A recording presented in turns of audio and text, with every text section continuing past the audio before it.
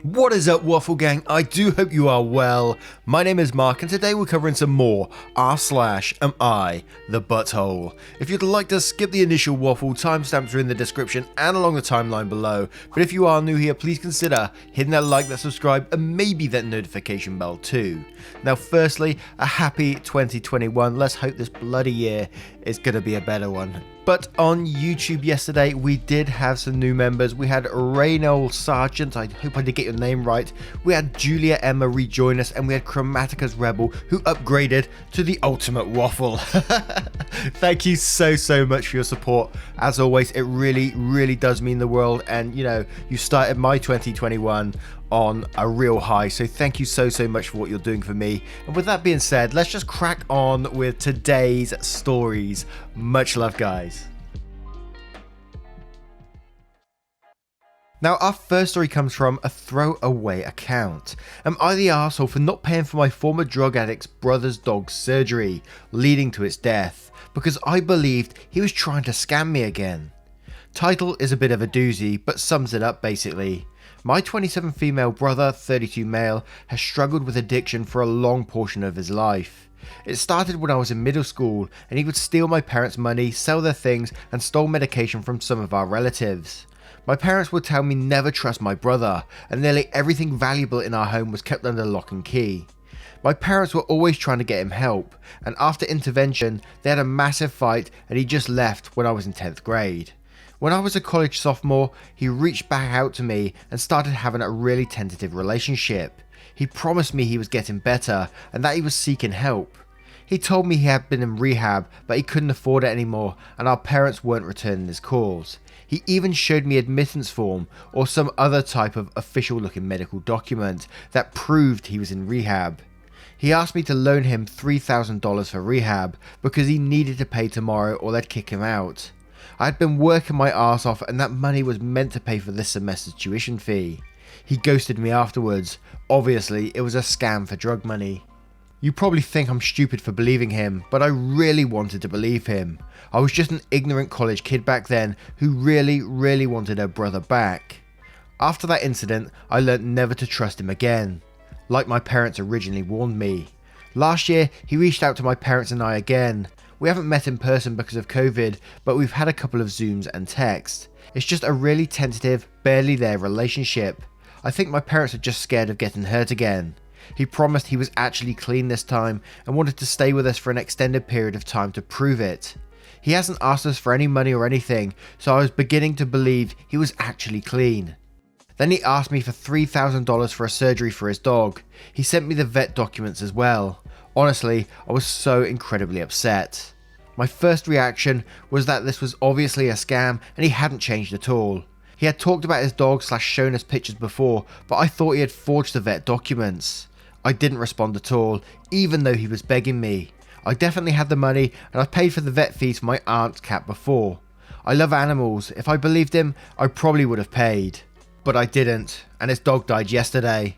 My brother called me a dog killer and even sent me pictures of his dog's corpse, so now I obviously know it wasn't a scam. He told me that with family like me, who needs enemies? And that's because my parents and I never trusted him, don't support him, that his life turned to shit and now his best friend was dead because of me. Obviously, I feel incredibly guilty. Let's face it, in this story, he could still be trying to scam you. He provided like documents before about like the rehab and then asked you for $3,000 and he's asking for $3,000 again, the same figure, which is a bit suspicious to me. I might be just reaching there, but it does sound a bit suspicious to me. And we don't totally know, but from this story, it sounds like there isn't very much remorse here. He isn't very remorseful for how he's been in the past. Has he apologized about the previous $3,000? Because it doesn't sound like he has in this story. And I do truly feel for anyone who has an addiction, but you know, your brother did rip you off the first time around, so I can totally understand why you don't trust him. And there's nothing to say he's not trying to scam this time too. So not the arsehole in this situation. It's an incredibly hard one if, you know, a pet did die because of this, but it's not your fault. You have nothing to feel guilty over. But Darcy Knit says, not the arsehole, it's not uncommon for drug addicts to hurt their pets in order to get drugs, and there are rescues that will help people pay for vet care that they can't afford. Or he could have surrendered the dog to a shelter and the shelter could have found it better care. I worked at a shelter, so I do know a little bit about this. I actually think you're still being scammed. I wouldn't feel bad because he's burned you before. It's kind of ironic that's the exact same amount. A little too ironic. Behold, a woman says, not the arsehole, don't feel guilty. Your brother took in a pet he couldn't provide for, and when it became ill, instead of surrendering it to animal rescue or humane society, he chose to let it die in pain. If you had given him the money, there is no guarantee he would have actually used it for the vet bills. There has been a recent spate of drug addicts injuring their pets so they can get opioids through the vet's office, and then provided a link to that.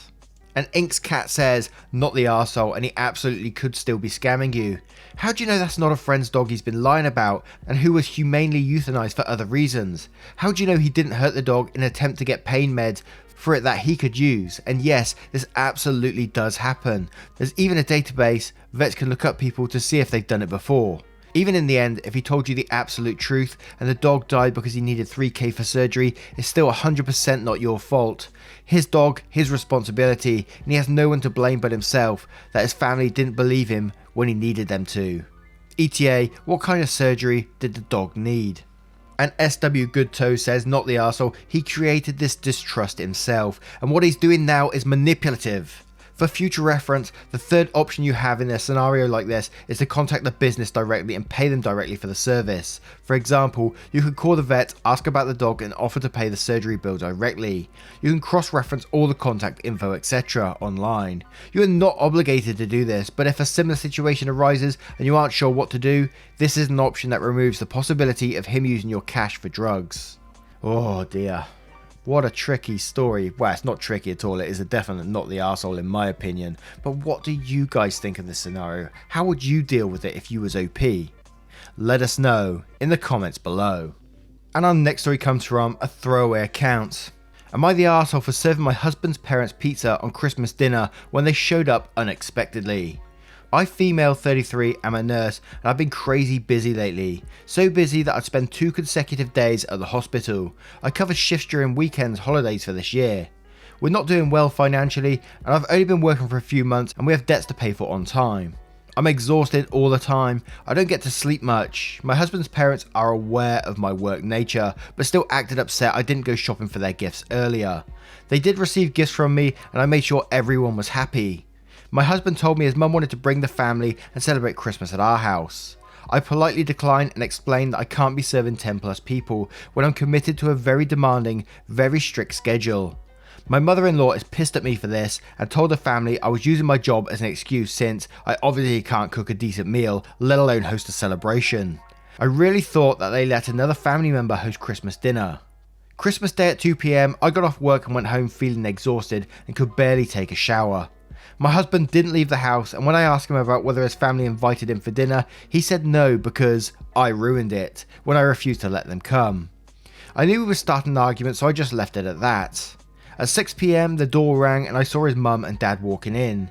I greeted them and brought them a coffee and biscuits. They said they came to give us our gifts on behalf of the family and they stayed for over 2 hours. His mum started giving me looks and asking when she and her husband were going to eat dinner. I got up and decided to reheat the pizza we had from the night before, and when his mum saw it she stared at me and asked if I was serious. She asked me where is Christmas dinner, and was stunned I didn't cook it for the occasion. I told her I didn't cook because I wasn't expecting anyone to be invited to the house. She got upset and said that I should have cooked for the occasion regardless of whether we had guests or not, because she said it's part of the celebration, and talked about how every home had a Christmas feast. She said I had no etiquette and that I was clearly starving her son by not cooking even on holidays. I got into an argument with her while my husband and his dad sat there watching. She called me disrespectful and to stop using my job as an excuse for my lack of function as a wife.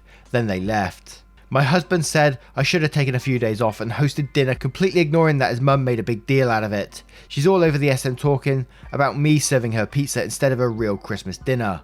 Edit, my husband works in construction. Work has been slow lately, he spends more time at home than me. He does cook meals whenever I'm working, so I'm not sure why his mum thinks he's being treated unfairly. He's an adult and can cook his own meals. Her problem is with me not preparing her a full Christmas dinner and think this stuff is more important than work. Wow! All that was going through my head towards the end of this is that, if I had a partner and my mum was disrespecting a hard-working partner who's a nurse, in these troubled times, everything they're going through right now, and I saw, like, my mum, rip, she's not with us anymore, but if I saw my mum doing that, her ass would have been out the door as quick as you like. To be fair, my mum wouldn't have done that. She's respectful. She's not an ass like this mum is. But, hell yeah, your husband sounds absolutely useless in this situation. I mean, what is he doing just standing there and not doing nothing? And then tells you should have taken a few days off to set it all up. The cheeky bastard.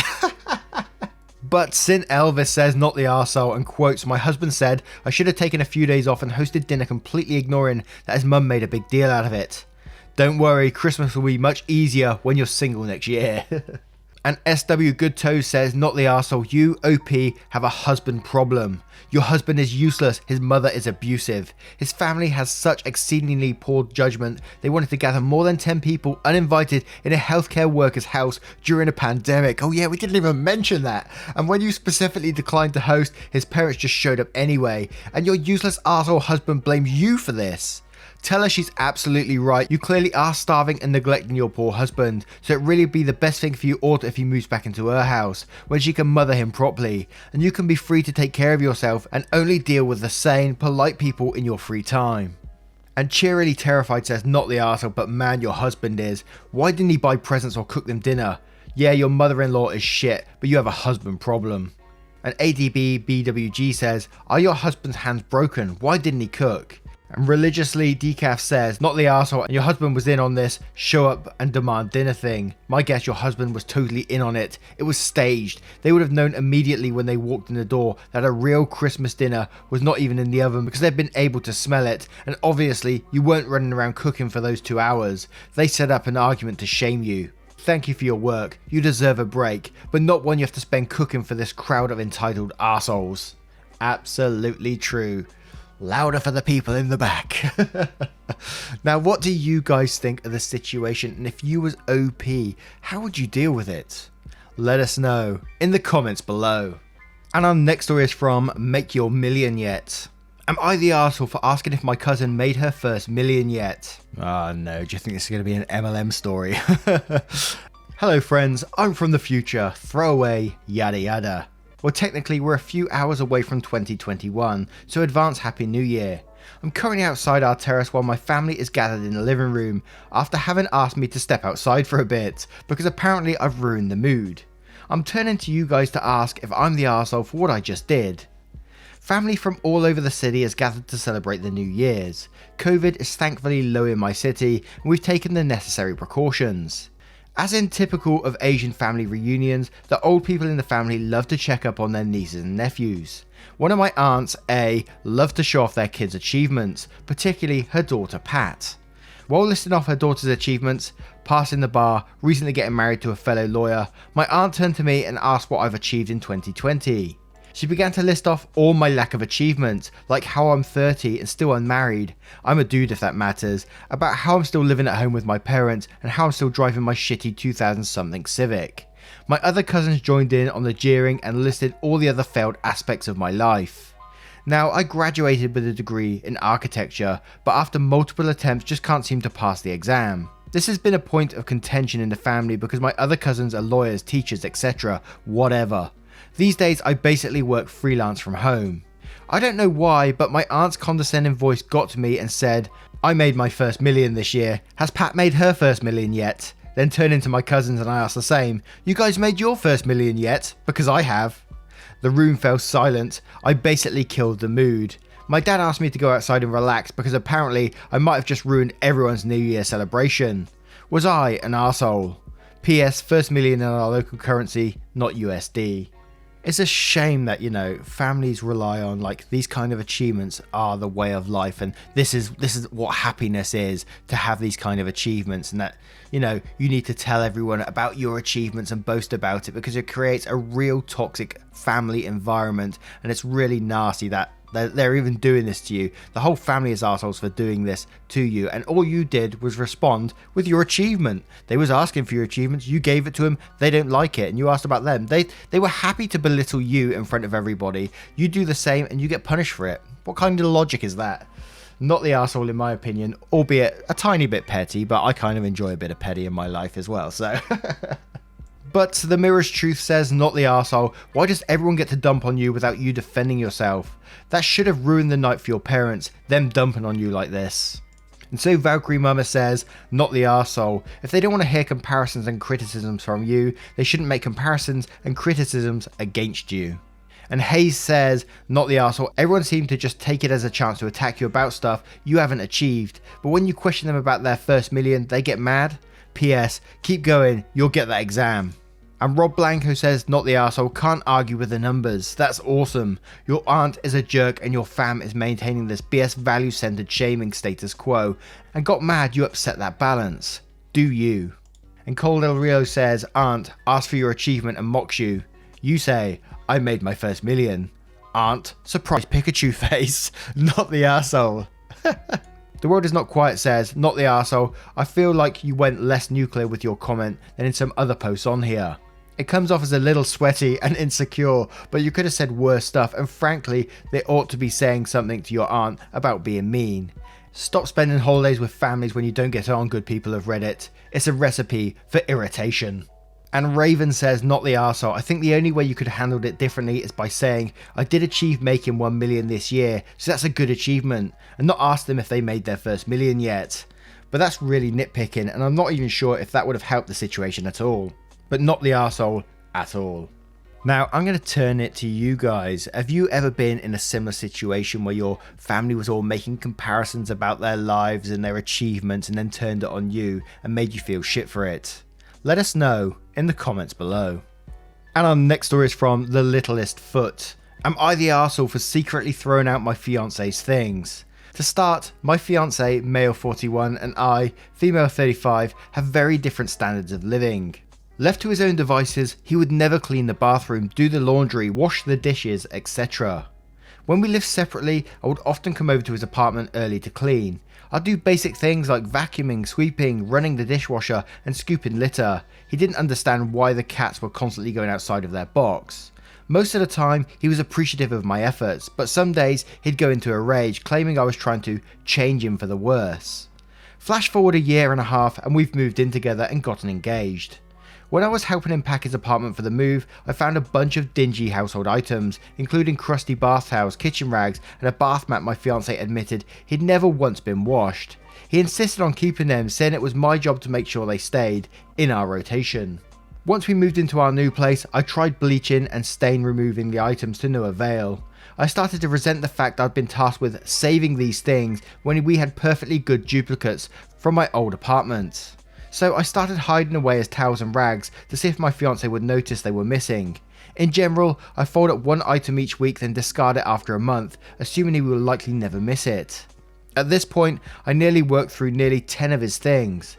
A part of me is terrified that he will figure out what I'm doing and accuse me of being selfish, overbearing, and not sharing his same values, i.e. not caring about cleanliness or material things. Another part of me feels like this was my only option, especially since reasoning with him has got me nowhere in the past. Am I the arsehole for throwing out his stained, ripped, crusty kitchen and bath items in order to maintain a modicum of cleanliness? To be clear, we already had enough of these items, we have the money to buy more if we needed to. Edited to add, for a bit more background, my fiance is an only child. His parents divorced when he was very young, so he essentially raised by a single mother who doted on him. His mother is very hippy dippy and in general doesn't approve of any mainstream stores, cleaning products, fashion, makeup, etc. I left my fiance once before, a few months into our relationship, and I do regularly question if I should stay with him. He struggles with depression, recently diagnosed and put on medication, though I suspect there are other things going on with his mental health as well. I do care about him and want to take care of him, but I know he takes advantage and does not treat me well. He agreed to go to therapy to work on himself, which I've taken a step in the right direction. I am scared that if I leave him I will not find anyone else. I tried online dating when we were apart before we got together, and I ended up meeting men that wanted sex and little else. Oh dear. This doesn't sound like a healthy relationship, does it? Oh my word. Where'd you start with that? Do you really want to carry on your life like this, cleaning up dirty shit all your life, basically being a maid, in my opinion? The bit that really got me is the language when it said it's your job to keep like these towels or whatever in rotation. It's like, hell no, it's not my job. When he's doing absolutely nothing towards it, you know. But we're going to jump straight to the comments with this one, with Wicked Lucky 214 saying, "You're the arsehole for deluding yourself that this is a healthy relationship. Would you expect to marry a skunk and not get sprayed? You dated an angry slob and got engaged to an angry slob, so now you're worried you have an angry slob." And Scoopy Pookie says, "You're the arsehole, but only to yourself. What kind of future do you see with this guy? Do you expect him to help out with the kids and such? He's hoping you're child free, because I can't imagine what having him around a baby would be like." And Mikey Weasel says, "Not the arsehole. Look up the term bang maid. It sounds like that's the path you're going down. If he hasn't changed before marriage, I'll take any bet you offered that he won't change after." Edit, "Hey OP, I saw some of your replies. Sounds like you have some self-esteem issues. You absolutely can do better. You can live a better life. You probably go through a phase of being single after this, and it will be sometimes scary and sometimes lonely and sometimes uncertain. But find a new hobby and maybe some new friends and live your life for you for a bit. And also maybe get a pet, because you can clean up after your pet and they'll look at you like you're the best thing in their world, and you deserve that." And Red says, "You're the arsehole to yourself. How'd you bring yourself to have sex with this man? He is disgusting." And Ron's Girl Friday says, "Info, he insisted on keeping them, saying it was my job to make sure they stayed in our rotation." And then says, "I beg your pardon?" Terry says, "No judgment, but is this really how you want to spend your life? Cleaning up after a grown adult who doesn't launder dirty rags and being afraid of getting yelled at for minor issues?" And Stairs Motherfuckerly says, "Everyone sucks here," and quotes, "Left to his own devices, he would never clean the bathroom, do the laundry, wash the dishes, etc." And then says, "You don't let him be left to his own devices. That's your chore list. You're 6 years younger and playing mom/maid. You started before moving in. You can't be surprised by his lack of cleaning and hygiene, because that's shit that you did for him." And quotes, "Most of the time he was appreciative of my efforts, but some days he'd go into a rage, claiming I was trying to change him for the worse." And then says, "That's hot and cold. You really shouldn't have married the older dude if you feel the need to clean up after him constantly. You're afraid to throw shit out. Throw the dude out." Now, what would you do in this situation? Put yourself in OP's shoes. How would you handle it? Would you just like totally separate from the guy, or would you have like set some boundaries or do something like that? Let us know how you would handle it in the comments below. Now, once again, guys, thank you for being here today. I hope you have enjoyed today's stories. And once again, happy 2021. I hope this year is going to be somewhat of a better one. It's got to be it. It's got to be right. You guys are what carried me through 2020, and I'm so appreciative of that. So thank you so much for your support. It really does mean the world to me, for everything you're doing. You know, the questions you ask about my dad and how he's doing. I feel like we've built like just an amazing community amongst us, and seeing the same faces, same names on the daily is just, it's lovely. So thank you so much for everything, and I will see you in the next one. Much love, guys.